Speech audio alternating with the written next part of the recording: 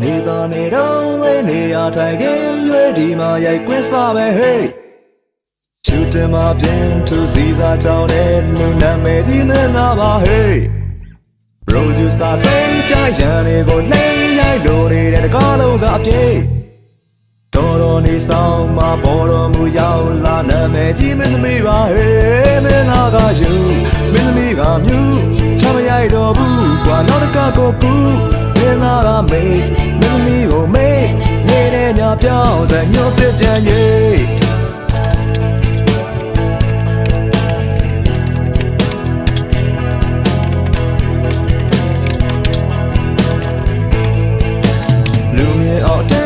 ရှူတင်မှာစရင်ရှုံးကြတဲ့ list အားလုံးကိုတွေ့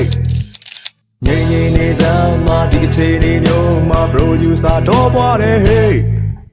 လူသူတွေကြားတဲ့လူရှင်အောင်တအားကဲမန်နေကြငါတို့ပဲကြော်လေးညုံနေတဲ့ဒေါသဒီကောင်ပေါ်လွှဲချမောင်းရင်ငါလုံမိမယ်ဟေးမင်းသားကနာမင်းသမီးကဖြားပြည့်ရတဲ့ကြမှာရရကရှာမင်းသမီးကပွားမင်းသားကဝါမရရအောင်ရိုက်မယ်ကွာ3ရက်နဲ့တကား